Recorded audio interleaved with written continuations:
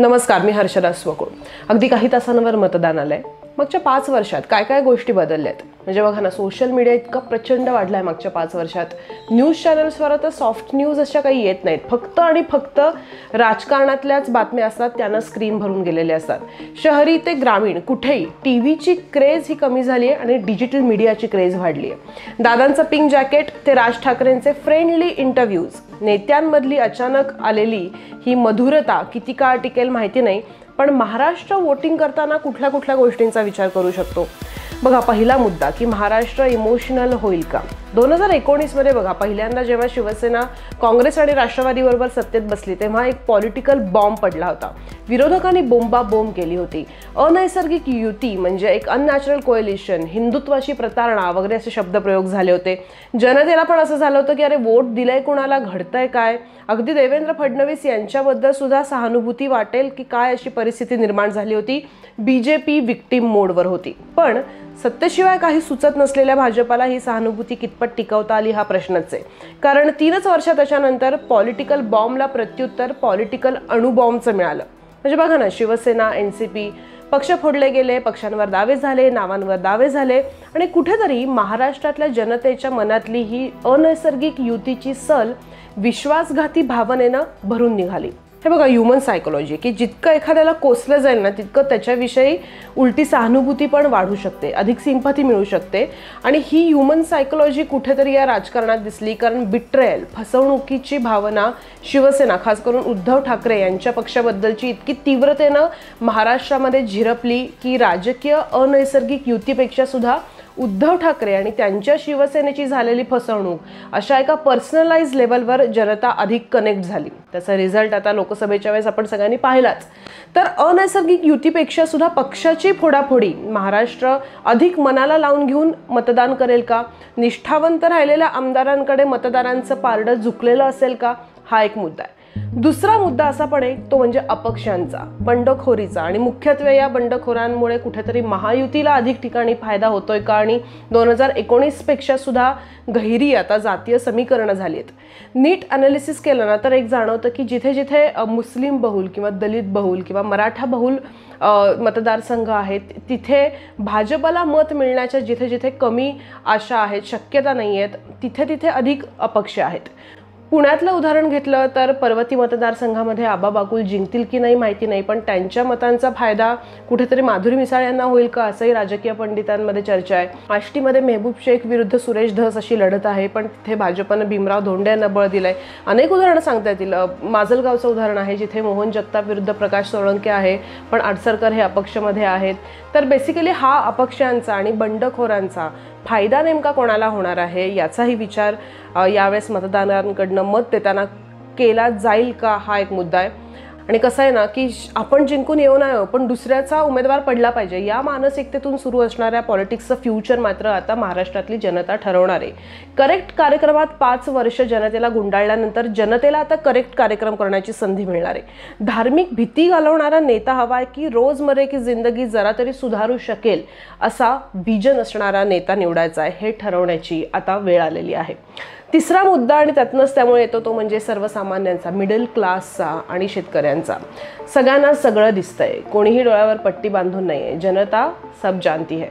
पण आत्ताचा वोटर हा सायलेंट मोडवर आहे, हे आत्ता या निवडणुकीत जास्त दिसतंय असं चित्र आहे. लाडकी बहीण असो किंवा इतर कुठलेही पैसे वाटू योजना असोत, अशा असूनही पुन्हा एकदा एक रहेंगे तो सेफ रहेंगे असं म्हणण्याची वेळ भाजपवर का येते. मिडल क्लासला हे सगळं कळतंय.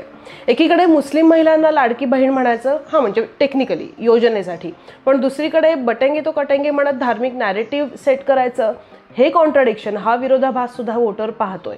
एका हातानं पैसे द्यायचे आणि दुसऱ्या हातानं भीती पास ऑन करायची, हे प्रगल्भ राजकारण आहे का, हा प्रश्न किमान माझ्यासारख्या एका सर्वसामान्य वोटरला नक्की पडतोय.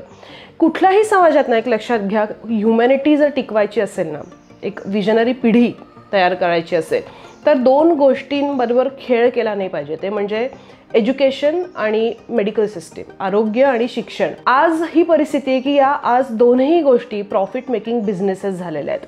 म्हणजे बघा ना, एक साधं मुलाला जन्माला घालायचं असेल तर त्या आईबाबांना कमीत कमी 1 लाख रुपयाचं बिल भरण्याची तयारी ठेवायला लागते. त्याच मुलाला हार्डली 3ऱ्या-4थ्या वर्षी शाळेत घालायचं असेल तर पुन्हा एकदा 1-1.25 लाख कुठेच नाही गेले. आणि या 2 गोष्टी सरसकट सगळ्यांना परवडतील अशा दरात कायमस्वरूपी मिळतील, मग ते सरकार कोणाचंही असो, असं जे पॉलिसी प्लॅनिंग आहे ते आज कुठेच दिसत नाही आहे. निवडणुकीच्या तोंडावर योजनांमधून पैसा वाटप करायचा, ही सस्टेनेबल डेव्हलपमेंट असू शकते का? कॉमन सेन्स आहे, ही सस्टेनेबल डेव्हलपमेंट नाही असू शकत. आपल्याच ग्रामीण भागातल्या अनेकांची मुलं आता परदेशात शिकतायत. परदेशात शिकणाऱ्या या मुलांकडनं एकदा आपण हे ऐकलं पाहिजे की तिकडे आरोग्य आणि शिक्षण या व्यवस्था कशा हाताळल्या जातात. लोकसंख्या हा भाग 1 मिनिट बाजूला ठेवा, पण मुळात असं काही विजन असलं पाहिजे याची गरज कुठल्या राजकारण्यांना वाटतेय. कुठल्याही डेव्हलप देशात तुम्ही जा, असं तात्पुरतं पैसे वाटप होत नाही. 200 मीटरवर एकही खड्डा नसलेला रस्ता दाखवा, किंवा अर्धा किलोमीटर रस्त्यावर एकानेही सिग्नल तोडला नाही, किंवा मोबाईलवर बोलत गाडी चालवली नाही असा ड्रायव्हर दाखवा, किंवा असा पोलीस दाखवा. अशा जर स्पर्धा भरवल्या तर आपला समाज सपशेल फेल ठरेल अशी आत्ताची स्थिती आहे. म्हणजे बघा ना, आपल्या आजूबाजूचा प्रत्येक जण अँशियस झालेला आहे. तुम्हाला जाणवलं हे? कोणालाच थांबायचं नाहीये, आपण धावतोय, सगळेजण धावतायत. कोणाला 2 मिनिटं गाडी कडेला घेऊन फोनवर बोलायचं पण इच्छा नाहीये. म्युच्युअल रिस्पेक्ट एकमेकांबद्दलचा गेला आहे. आणि अशा जनतेवर धार्मिक भीतीचं राजकारण थोपवून कुठले मूळ प्रश्न झाकले जात आहेत याचा विचार करण्यासाठी ही सिस्टीम आपल्याला फक्त एकच दिवस देते, तो म्हणजे मतदानाचा दिवस. मागच्या 5 वर्षात सोयाबीनचा दर 6,000वरून 3,500वर आलाय. दुसरीकडे अडाणी ऑइल, अडाणी तेल, त्याची किंमत 80 रुपयांवर 140 रुपयांवर गेली आहे. हे पण शेतकरी बघतोय. त्यामुळे जनतेच्या नजरेतनं काही सुटलेलं नाहीये.